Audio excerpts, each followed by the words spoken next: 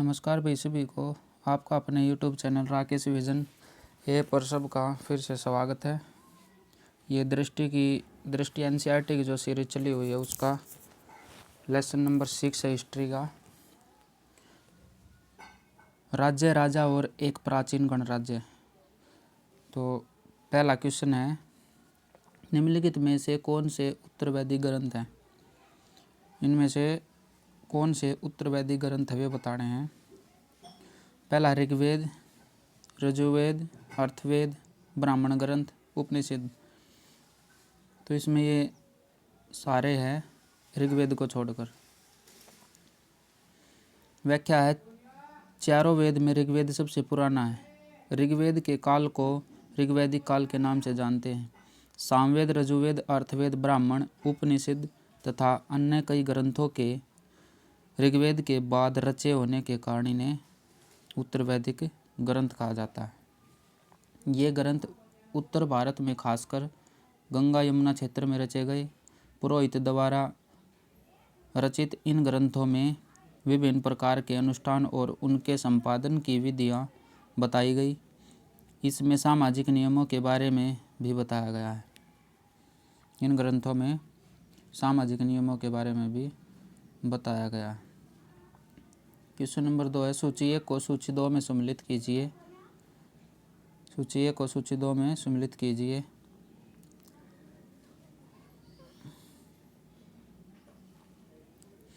वैदिक काल में पुरोहित ने लोगों को 4 वर्णों ब्राह्मण, क्षत्रिय, वैश्य और शूद्र में विभाजित किया था, जिसे वर्ण कहते हैं। जो 4 वर्गों में विभाजित किया था उन्हें वर्ण कहते हैं। प्रत्येक के अलग अलग कार्य निर्धारित थे। प्रथम वर्ग ब्राह्मणों का था, जो वेदों का अध्ययन, अध्यापन और यज्ञ करते थे। दूसरे ये क्षत्रिय जो शासक वर्ग का था, इसका कार्य युद्ध व लोगों की रक्षा करना था। तीसरे स्थान पर विश्य या वैश्य थे, जिनके अंतर्गत कृषक, पालक और व्यापारी आते थे। शूद्रों का स्थान अंतिम था। अन्य तीनों वर्णों की सेवा इनका कार्य था। और पहले तीनों की जो सेवा करना वो शूद्रों का कार्य था। क्वेश्चन नंबर 3, कथन है, उत्तर वैदिक काल में प्राय महिलाओं को शूद्रों के समान माना गया। कारण है, उत्तर वैदिक काल में सामान्यतः महिलाओं तथा शूद्रों को वेदों के अध्ययन का अधिकार नहीं था। उत्तर वैदिक काल में प्राय औरतों को भी शूद्रों के समान माना गया। उत्तर वैदिक काल में प्राय औरतों को भी शूद्रों के समान माना गया। सामान्यतः महिलाओं तथा शूद्रों को वेदों के अध्ययन का अधिकार नहीं था। महिलाओं को और शूद्रों को वेदों का अध्ययन करने का अधिकार नहीं था।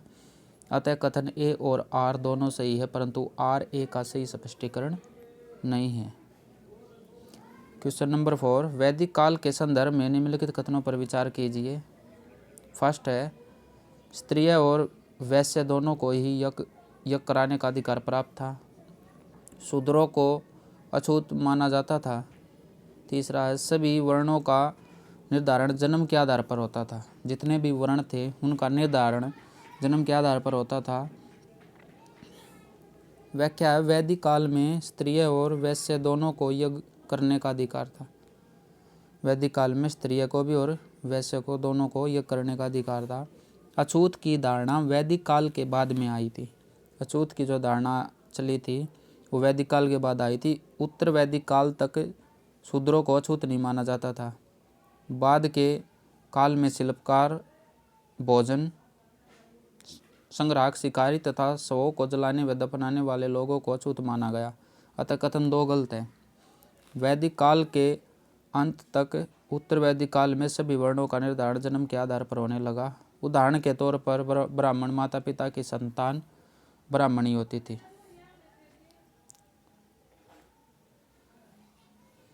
वैदिक काल के संदर्भ में निम्नलिखित में से कथनों पर विचार कीजिए।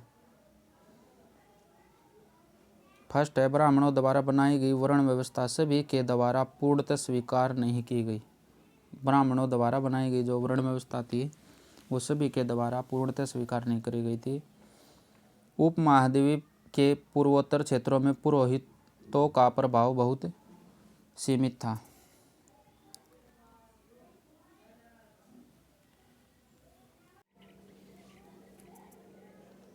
आंसर देखिए, उपयुक्त दोनों कथन सही है। कई लोगों ने ब्राह्मणों द्वारा बनाई हुई इस वर्ण व्यवस्था को स्वीकार नहीं किया था। कुछ राजा स्वयं को पुरोहित से श्रेष्ठ मानते थे। कुछ लोग जन्म के आधार पर वर्ण निर्धारण सही नहीं मानते थे। इसके अतिरिक्त कुछ लोग व्यवसाय के आधार पर लोगों के बीच भेदभाव उचित नहीं समझते थे, जबकि कुछ लोग चाहते थे कि अनुष्ठान संपन्न करने का अधिकार सबको हो।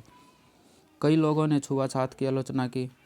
वहीं इस उपमहाद्वीप के पूर्वोत्तर क्षेत्र जैसे कई इलाकों में सामाजिक आर्थिक असमानता बहुत कम थी। यहाँ पुरोहितों का प्रभाव भी बहुत सीमित था। क्वेश्चन नंबर 6 है, पुरातत्वविदों ने जनपद नामक इकाइयों की कई बस्तियों की खुदाई की है। जनपद नामक कई बस्तियों की खुदाई की है। ये जनपद बस्ती या बस्तियां निम्नलिखित में से किस और किन स्थानों पर स्थित हैं? किन किन स्थानों पर जो जनपद नामक इकाइयों की जो खुदाई करी है वो किन किन स्थानों पर स्थित हैं? महायज्ञों को करने वाले राजा आगे चलकर जन के राजा न होकर जनपदों के राजा माने जाने लगे। जनपद का शाब्दिक अर्थ जन के बसने की जगह होता है। पुरातत्वविदों ने इस जनपद की कई बस्तियों की खुदाई की। दिल्ली में पुराना किला, उत्तर प्रदेश में मेरठ के पास हस्तिनापुर और एटा के पास अतरंजी खेड़ा इसमें प्रमुख है। जनपदों के लोग चावल, गेहूं, धान, जौ, दालों, गन्ना, तिल तथा सरसों जैसी फसलें उगाते थे। इन पुरास्थलों में कुछ विशेष प्रकार के बर्तन मिले हैं जिन्हें चित्रित धूसर पात्र के रूप में जाना जाता है। इन पुरास्थलों में कुछ विशेष प्रकार के बर्तन मिले, जो बर्तन मिले उन्हें चित्रित धूसर पात्र के रूप में जाना जाता है। यहाँ से प्राप्त ये बर्तन कुछ धूसर और कुछ लाल रंग के होते थे। चित्रित धूसर पात्रों पर की गई चित्रकारी आमतौर पर सरल रेखाओं तथा ज्यामितीय आकृतियों के रूप में है। ये जो बर्तन थे, चित्रित धूसर वाले जो पात्र थे, ये सरल रेखाओं और ज्यामितीय आकृतियों के रूप में थे। क्वेश्चन नंबर 7 है, महाजनपदों के संदर्भ में निम्नलिखित कथनों पर विचार कीजिए। महाजनपदों की कई राजधानियों में किलेबंदी की गई थी। राजा सेना रखने लगे थे जिसे वेतन दिया जाता था। वेतन का संपूर्ण भुगतान आहत सिक्कों के रूप में दिया जाता था।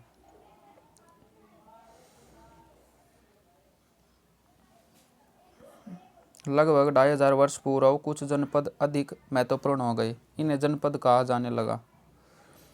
लगभग 2500 वर्ष पूर्व कुछ जनपद अधिक महत्वपूर्ण हो गए थे और इन्हें महाजनपद कहा जाने लगा। अधिकतर महाजनपदों की एक राजधानी होती थी।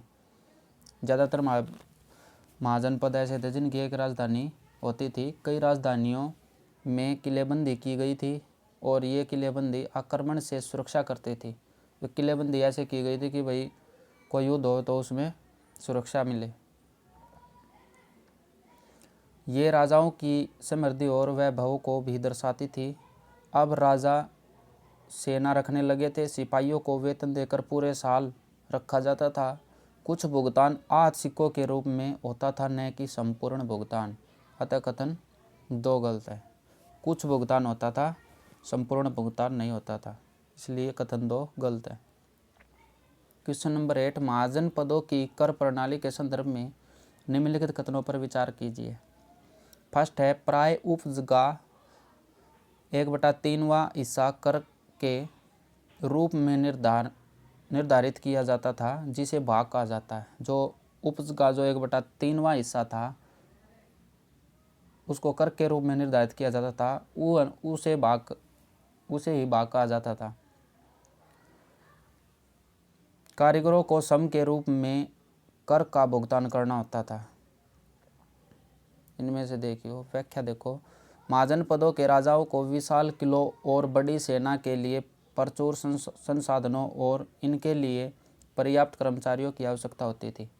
अतः राजा लोगों द्वारा समय समय पर दिए जाने वाले उपहारों पर निर्भर न रहकर अब नियमित रूप से कर वसूलने लगे थे और फसलों पर लगाए गए कर महत्वपूर्ण थे, क्योंकि अधिकांश लोग कृषक ही नहीं थे। प्राय उपज का 1/6 हिस्सा कर के रूप में निर्धारित किया जाता था, जिसे भाग कहा जाता था। अतः कथन एक गलत है, क्योंकि 1/6 हिस्सा था वो कर के रूप में निर्धारित किया जाता था। कारीगरों के ऊपर भी कर लगाए गए थे, जो प्राय सम के रूप में चुकाए जाते थे। जैसे कि एक बुनकर लोहार या सुनार को राजा के लिए महीने में 1 दिन काम करना पड़ता था। क्वेश्चन नंबर 9, महाजनपदीय कर व्यवस्था के संदर्भ में निम्नलिखित कथनों पर विचार कीजिए। फर्स्ट है, पशुपालकों को जानवरों या उनके उत्पादन के रूप में कर देना पड़ता था। दूसरा है, व्यापारियों को सामान खरीदने बेचने पर भी कर देना पड़ता था। आखेटक और संग्राहक कर से पूर्व मुक्त थे। कथन 1 व 2 सही है, परंतु 3 गलत है, क्योंकि आखेटक व संग्राहकों को जंगल से प्राप्त वस्तुएं राजा को कर के रूप में देनी होती थी।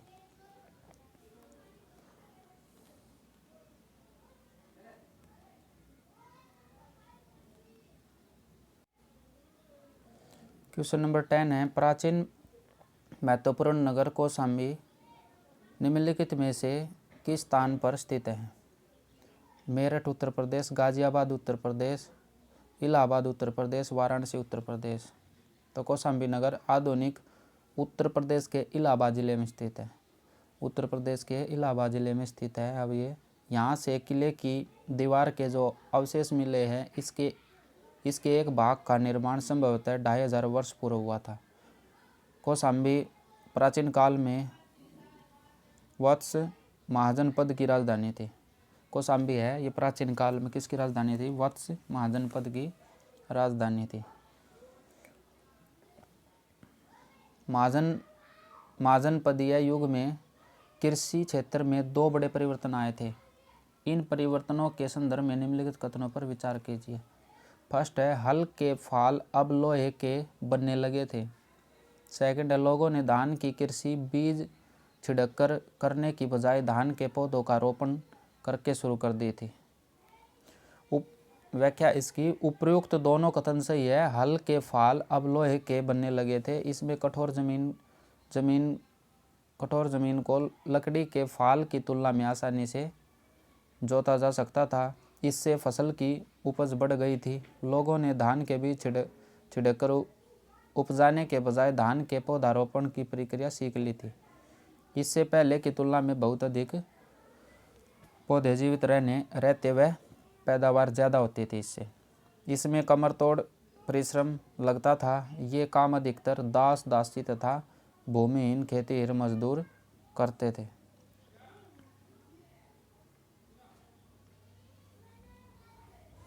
मगध के संदर्भ में निम्नलिखित कथनों पर विचार कीजिए। फर्स्ट है, गंगा और सोन नदियाँ मगध से होकर गुजरती थी। मगध का एक हिस्सा जंगलों से भरा था। तीसरा है, इस क्षेत्र में लौह अयस्क की खदानें हैं। तो तीनों ठीक है। उपयुक्त तीनों कथन सही है। लगभग 200 सालों के भीतर मगध सबसे महत्वपूर्ण जनपद बन गया। गंगा और सोन नदियाँ मगध से होकर बहती थी, अतः ये नदियाँ यातायात, जल वितरण और जमीन को उपजाऊ बनाने के लिए महत्वपूर्ण थी। मगध का एक हिस्सा जंगलों से भरा था। यहाँ से सेना के लिए हाथी, रथ, गाड़ियाँ और घरों के लिए लकड़ियाँ प्राप्त होती थी। मगध का एक हिस्सा जंगलों से भरा था और यहाँ से आम जनता के लिए जो सुविधाएं थी वे प्राप्त होती थी। और इन क्षेत्रों में लौह अयस्क की खदानें जो मजबूत औजार और हथियार बनाने के लिए उपयोगी थी। जो लौह अयस्क की जो खदानें थी वे उनसे मजबूत औजार या हथियार बनाने के काम आते थे। क्वेश्चन 13, निम्नलिखित में से कौन मगध का शासक नहीं रहा था? मगध का शासक कौन नहीं रहा था? बिंबिसार, प्रसेनजित, अजातशत्रु, महापदानंद। तो ये सभी रहे थे, मगध के जो शासक थे ये सभी रहे थे, जबकि प्रसेनजित कौशल महाजनपद का राजा था।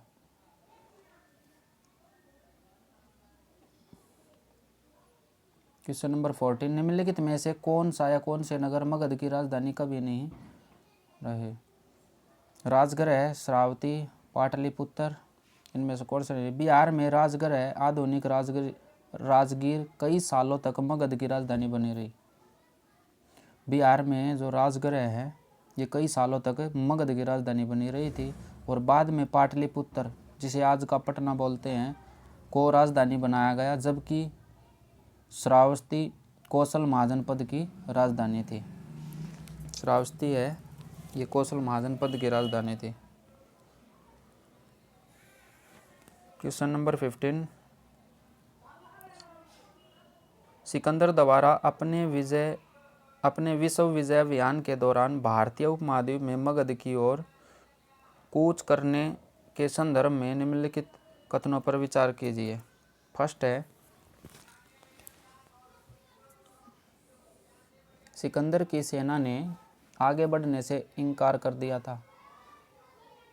सेकंड है, सिकंदर की सेना भारत के शासकों के पैदल रथ और हाथियों की बड़ी सेनाओं से भयभीत थी। उपरोक्त दोनों कथन सही है। 2300 वर्ष पूर्व मैसिडोनिया का राजा सिकंदर विश्व विजय करना चाहता था। 2300 वर्ष पूर्व मैसिडोनिया का राजा था जो सिकंदर, वो विश्व विजय करना चाहता था। पूरी तरह सफल न होने पर भी वह मिस्र और पश्चिमी एशिया के कुछ राज्यों को जीतता हुआ भारतीय उपमहाद्वीप में व्यास नदी के किनारे तक पहुंच गया। जब उसने मगध की ओर कूच करना चाहा तो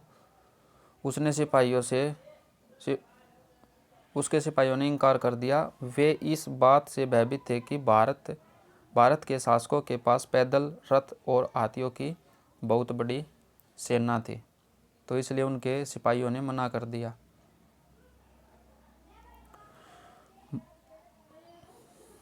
क्वेश्चन नंबर 16, मगध के निकट ही वज्जी राज्य था। वज्जी की राजधानी निम्नलिखित में से कौन सी थी? वैशाली, मथुरा, कौशाम्बी और चंपा। तो इसकी थी वैशाली। मगध के निकट ही वज्जी राज्य था जिसकी राजधानी वैशाली बिहार थी। ये जो वैशाली है ये बिहार थी। यहाँ अलग किस्म की शासन व्यवस्था थी जिसे गण तथा गण या संघ कहते हैं। मथुरा सूरसेन, कौशाम्बी, वत्स और चंपा और अंग महाजनपद की राजधानी थी।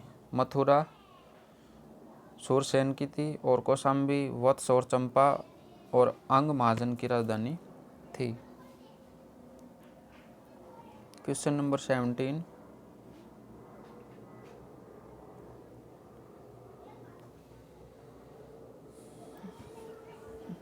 गण या संघ के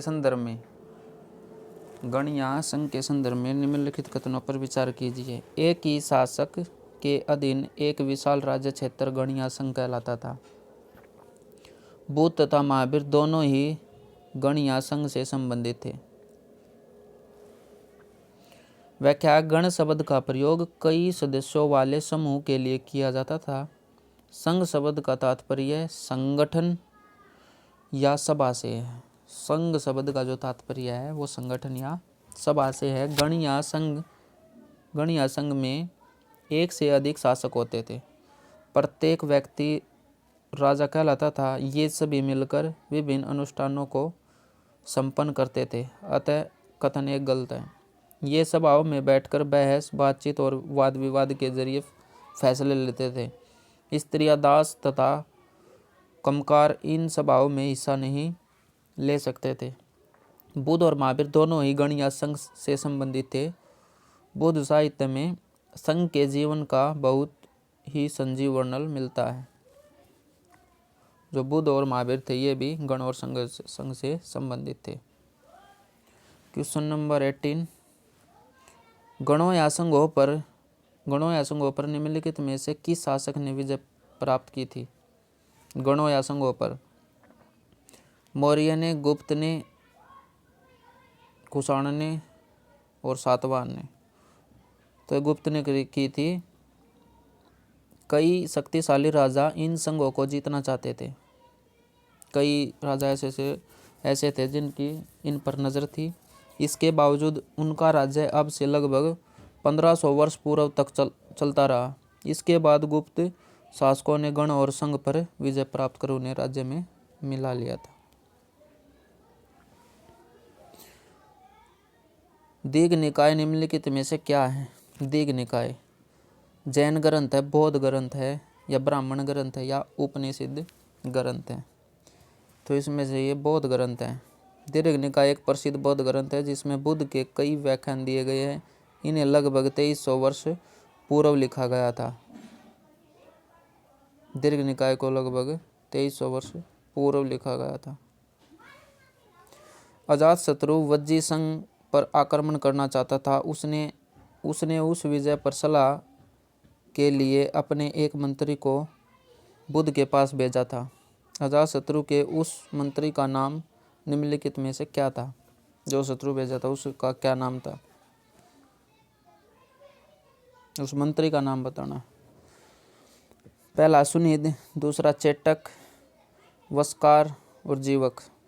अजातशत्रु ने अपने मंत्री वस्कार को वज्जी संघ पर आक्रमण के संदर्भ में सलाह देने हेतु बुद्ध के पास भेजा था। तो इसका राइट आंसर सी, वस्कार। नेक्स्ट क्वेश्चन है 21, एथेंस में प्रजातंत्र या गणतंत्र के संदर्भ में निम्नलिखित कथनों पर विचार कीजिए। लगभग 2500 साल पहले एथेंस के लोगों ने एक शासन व्यवस्था की स्थापना की जिसे प्रजातंत्र या गणतंत्र कहते हैं। एथेंस में एक सभा थी। इस सभा में सभी नागरिक भाग ले सकते हैं। एथेंस में एक सभा थी और इस सभा में सभी नागरिक भाग ले सकते थे। थर्ड है, औरतों को नागरिक का दर्जा नहीं मिलता था। औरतों को नागरिक का दर्जा नहीं मिलता था। तो एक बार इसकी व्याख्या पढ़ लें। यह व्यवस्था लगभग 200 सालों तक चलती रही। वहाँ 30 साल से ऊपर के उन सभी पुरुषों को पूर्ण नागरिकता प्राप्त थी जो दास नहीं थे उन्हें पूर्ण नागरिकता प्राप्त थी। वहाँ एक सभा थी जो महत्वपूर्ण विषयों पर निर्णय लेने के लिए साल भर में कम से कम 40 बार बुलाई जाती थी। इस सभा में सभी नागरिक भाग ले सकते थे। ये एक ऐसी सभा थी, इसमें सभी नागरिक भाग ले सकते थे। यहाँ पर औरतों को नागरिक का दर्जा नहीं मिलता था। व्यापारियों तथा शिल्पकारों के रूप में एथेंस में रहने और काम करने वाले बहुत से विदेशियों को भी एवं यहाँ पर खाद्यान्नों, खेतों, घरों और कार्यशालाओं में काम कर रहे दासों को भी नागरिक अधिकार नहीं मिले थे।